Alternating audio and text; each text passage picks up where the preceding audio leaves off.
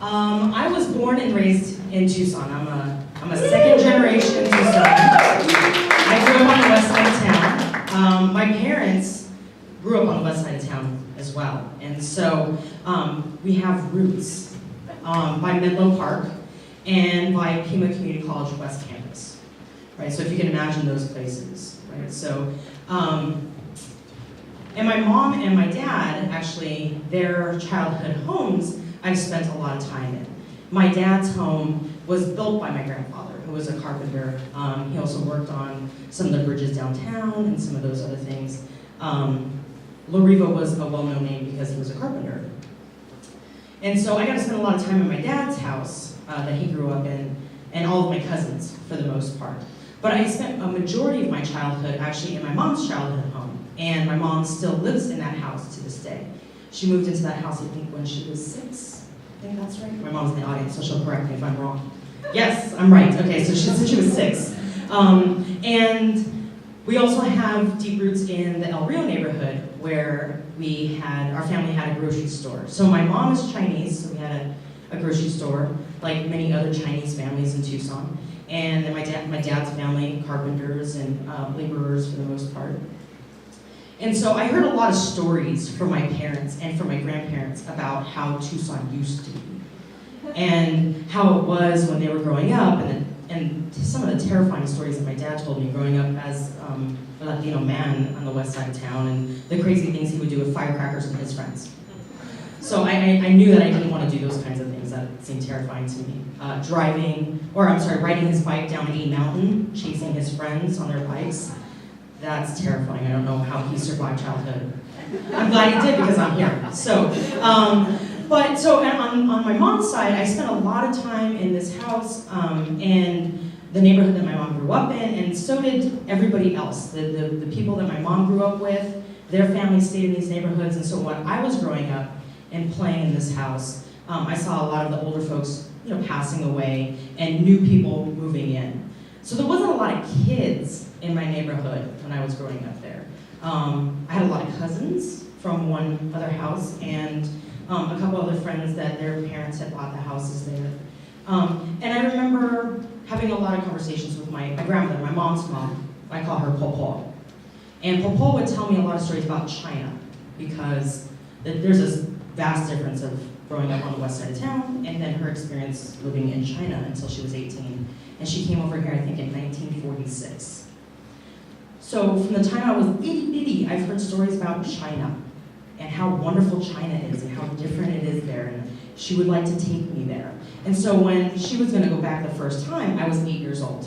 And I asked, can I go? And she says no. And I was crushed. I wanted to go to China. I wanted to go to this place that I had imagined. I don't know if you've ever watched a movie like Joy Luck Club. Maybe a couple people. That's what I imagine China to be like. Gray skies, ugly mountains, really poor people, chickens running around everywhere. I had this image of what China looked like in my head from my Popo's stories.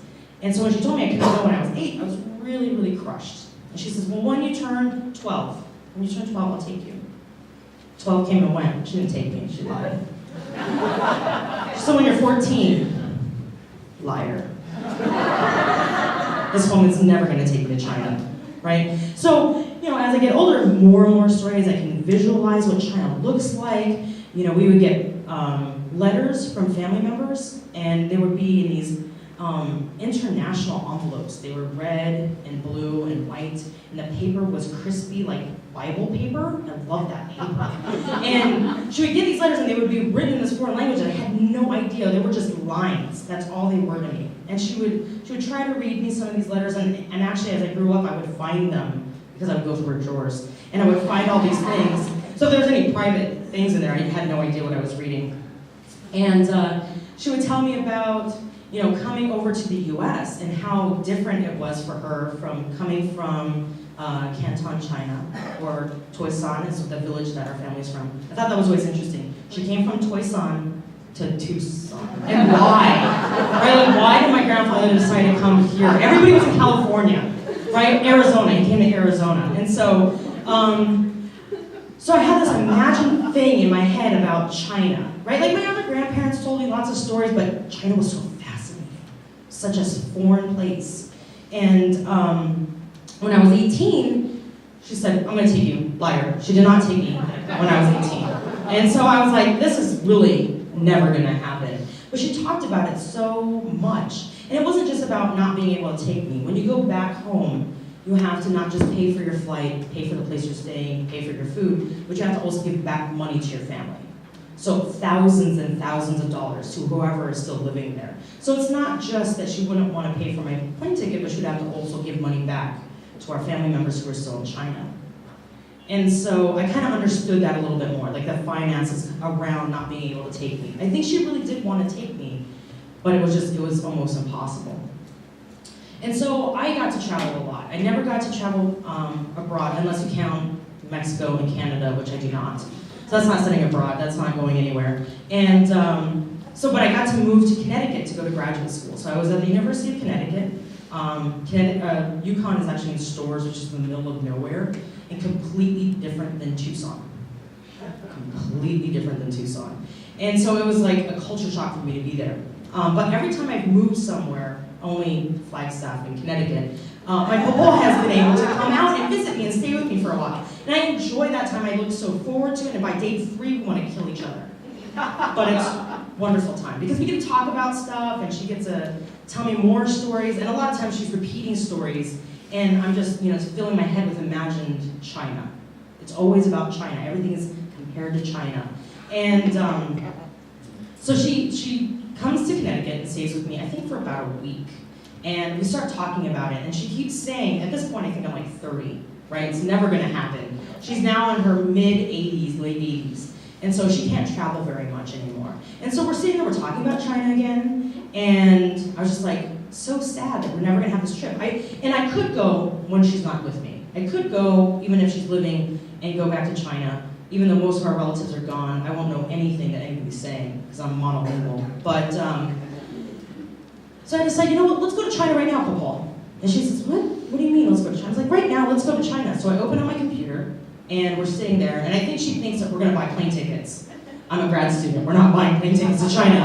And I said, no, let me just open this up real quick. And I open up Google Earth, right? And so I type in Canton, China, and the world starts to spin, and it goes back to this little spot where my papa came from. And we zoom in, and the place that I imagined in my head is not what it is on Google Earth. It is not at all what I imagined. It does not look like Joy Dog Club.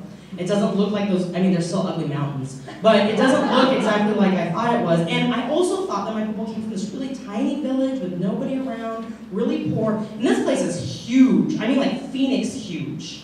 LA huge. This place is huge and polluted, right? Like the polluted part was right. I imagined that correctly. But so we get to, see all of these places that my papa has not seen in I think at this point 60 years, 70 years, something like that. So she's getting to show me her stomping grounds, the places that she went to, all these places that she had been talking about my whole lifetime. I get to sit on my couch with my papa in Vernon, Connecticut, and take a trip to China, which was really amazing.